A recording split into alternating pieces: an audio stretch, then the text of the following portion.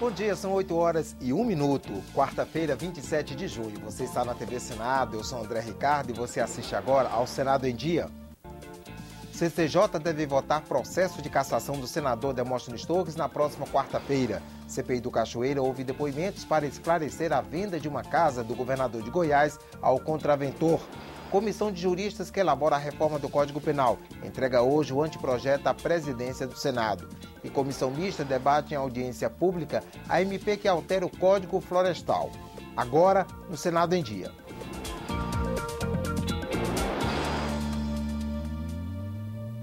O senador Pedro Taques vai ser o relator do pedido de cassação do senador Demóstenes Torres na Comissão de Constituição e Justiça. O presidente da CCJ já definiu a data de votação do processo. O senador Demóstenes Torres entrou no plenário, mas não falou com ninguém, nem comentou a decisão do Conselho de Ética, que recomendou a perda do mandato por quebra de decoro parlamentar.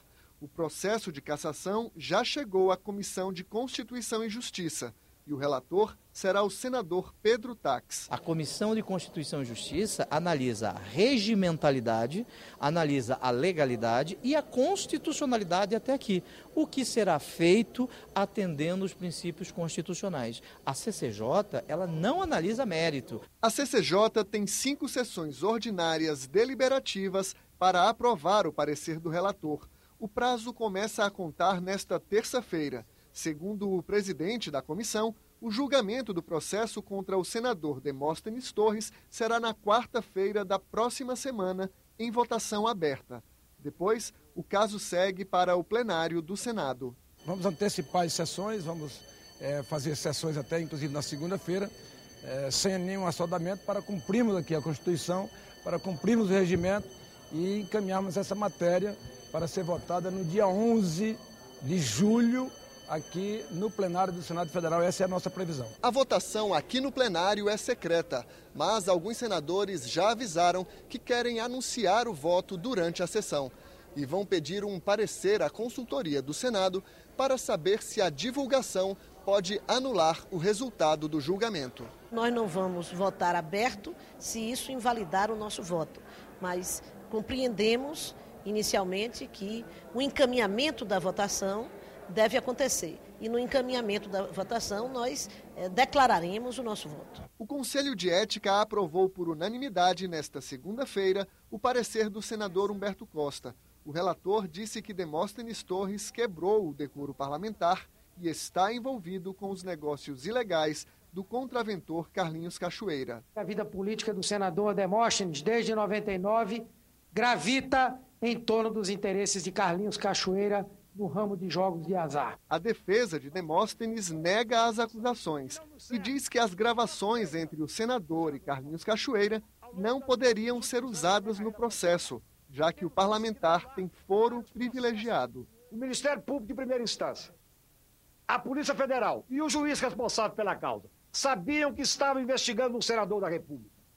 Em clara afronta à Constituição, continuaram a investigar por 3 anos. Este caso, o vazamento sistemático, criminoso que se deu, foi um massacre na pessoa de um senador da República.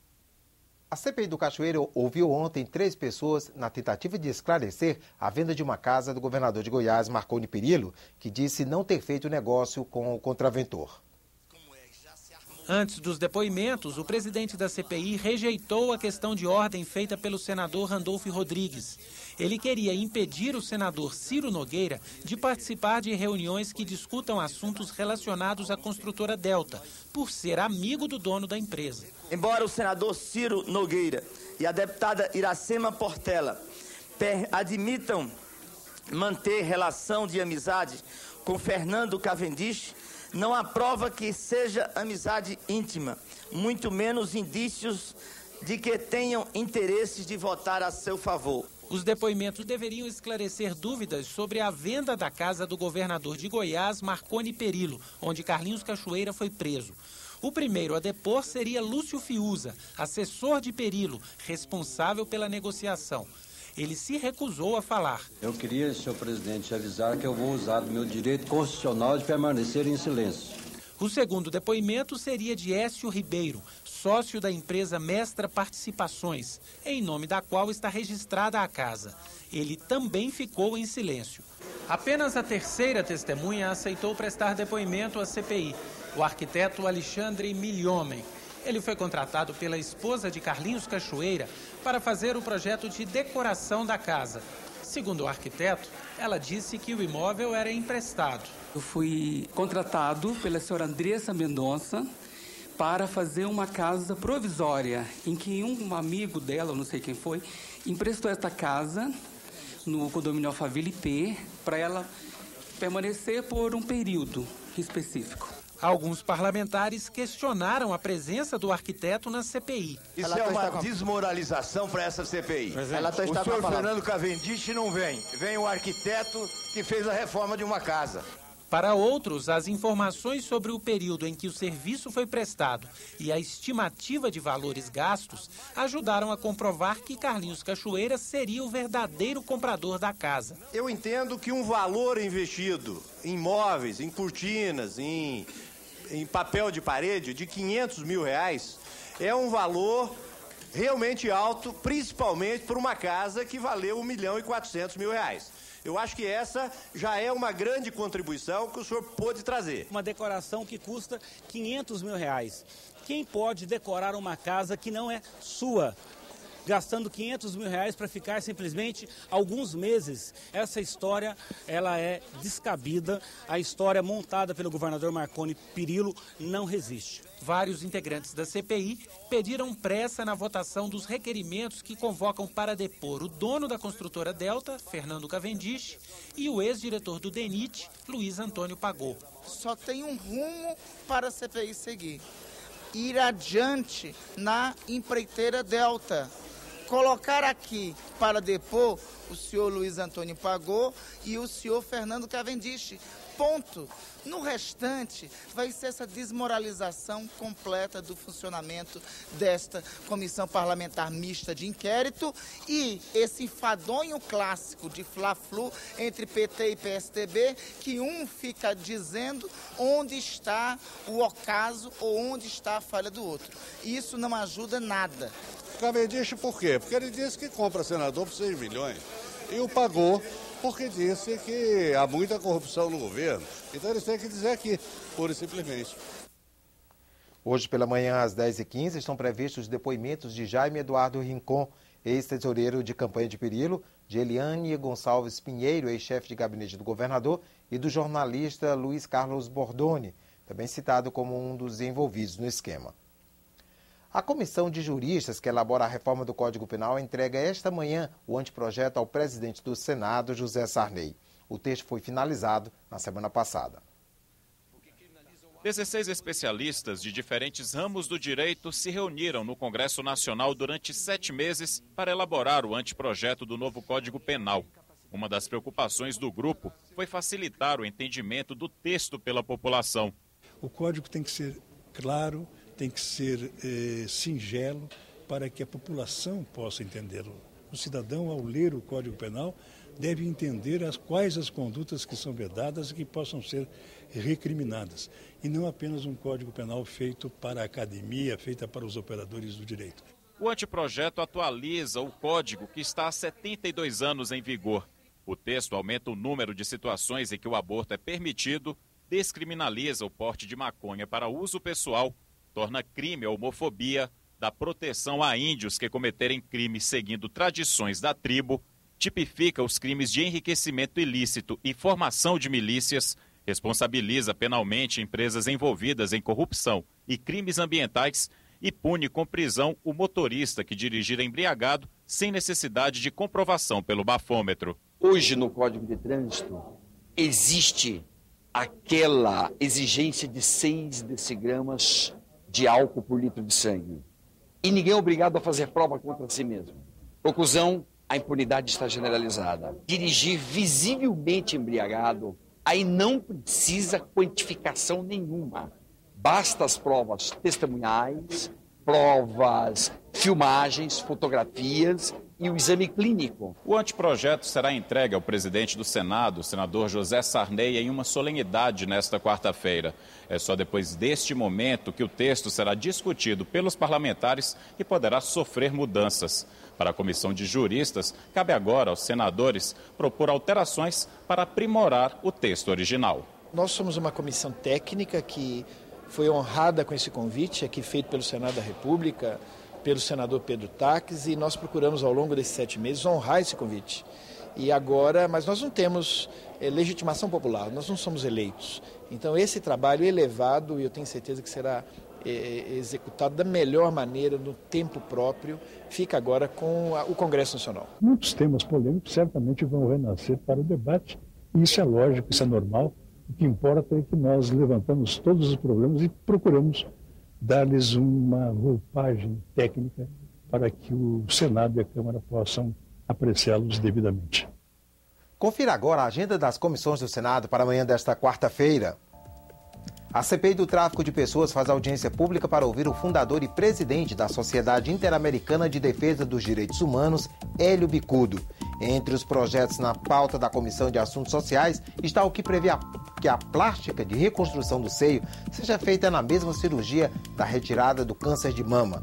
A Comissão de Desenvolvimento Regional e Turismo tem na pauta 2 projetos que tramitam em conjunto para criar a área de proteção ambiental Rio Parque do Araguaia. Ela envolveria a bacia do Rio Araguaia nos estados de Goiás, Mato Grosso, Tocantins e Pará. A Comissão de Constituição e Justiça está prevista para logo mais às 10 horas da manhã. O repórter Ronaldo Martins está ao vivo no Turno do Tempo daqui do Senado e traz informações sobre a pauta da comissão. Bom dia, Ronaldo. Bom dia, André Ricardo. A Comissão de Constituição e Justiça vota 5 projetos de lei na reunião desta quarta-feira. Um deles propõe a reintegração dos funcionários do Banco do Nordeste do Brasil, que foram demitidos entre 1995 e 2003. Outro projeto importante altera o Estatuto da Criança e do Adolescente e a Política Nacional de Turismo para fortalecer o combate à exploração sexual de crianças e adolescentes. A CCJ também analisa uma proposta de emenda constitucional que muda os requisitos para que uma pessoa assuma cargo público, efetivo ou comissionado. Além das exigências atuais, seria necessário cumprir as normas da Lei da Ficha Limpa. André? Obrigado, Ronaldo. E mais 3 comissões se reúnem na manhã desta quarta-feira.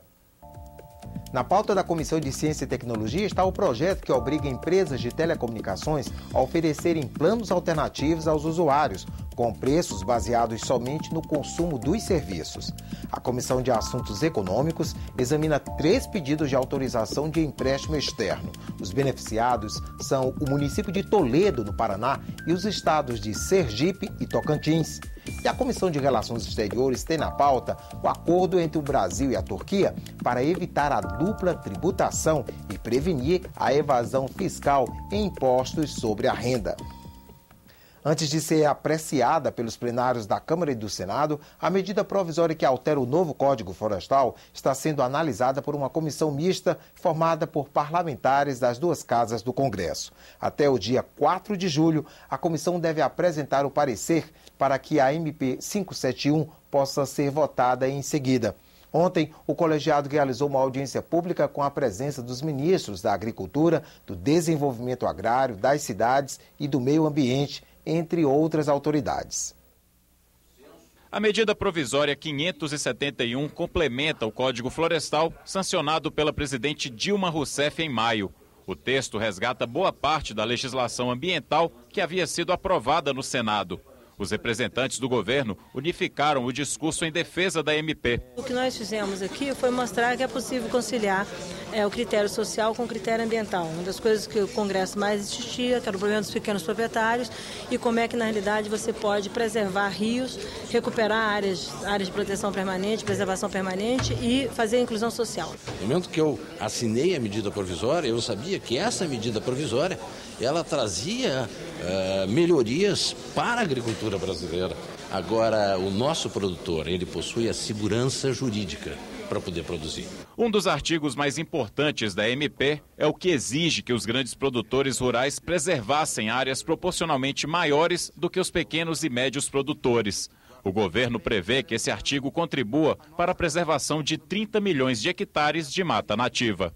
Todos têm responsabilidades com recomposição de vegetação que foi suprimida, porém as responsabilidades são diferenciadas. Os pequenos proprietários e médios proprietários têm responsabilidades menores do que os grandes proprietários. Mas se foram necessários 13 anos para que os parlamentares aprovassem o atual texto do Código Florestal, desta vez deputados e senadores têm mais pressa. Eles querem começar a deliberar sobre a medida provisória 571 a partir do dia 10 de julho. Um texto que seja respaldado na votação do plenário da Câmara, do plenário do Senado e que venha a ser sancionado por Sua Excelência, senhora Presidente da República. Veja agora assuntos que foram destaque no plenário de ontem. O senador Paulo Bauer acredita que o Brasil não deve interferir nas decisões políticas do Paraguai. A questão paraguaia deve ser resolvida do ponto de vista institucional e político pelos paraguaios. Não nos cabe opinar, não nos cabe questionar, não nos cabe aplaudir, não nos cabe nada. Cabe-nos apenas procurar, no limite das nossas forças e da competência da diplomacia brasileira, manter a boa relação com aquele país para preservar esses interesses. A vida dos brasileiros que lá vivem, a vida dos paraguaios que para cá vêm, os negócios bilaterais que temos e, com certeza, assim construiremos a continuidade de uma boa relação comercial, institucional, política e até cultural. A senadora Vanessa Graziotin falou da greve de professores nas universidades públicas do Brasil. Os estudantes de pelo menos 19 universidades também declararam estado de greve. E isso com o mesmo objetivo de reforçar a reivindicação dos técnicos administrativos e do corpo docente no sentido de melhorar as condições do ensino superior em nosso país. E o senador Cristóvão Buarque pediu uma solução para essa greve. É uma tragédia em cima de pessoas. E é uma tragédia em cima da nação inteira. Não há outra solução a não ser a predisposição de diálogo com a boa vontade dos dois lados. Os ministros se colocando no lado dos professores para buscar a resposta e atender às reivindicações, e não do lado contrário. E os professores também, como se estivessem sentados na cadeira do ministro, e vendo as limitações de recursos que muitas vezes os governos atravessam. E o presidente José Sarney falou sobre a participação de mais de 500 pessoas no Fórum Senado Brasil 2012. O encontro discute as perspectivas e inovações tecnológicas do início do século. Seminário da maior importância, da maior profundidade que o Fórum Permanente do Senado Federal está realizando. E que depois nós publicaremos em livro e vamos continuar nessa série de seminários abordando temas não somente políticos, como também científicos. O Senado em Dia termina aqui. No decorrer da manhã você acompanha outras informações nos boletins do Senado agora. Enquanto isso, continue assistindo a nossa programação.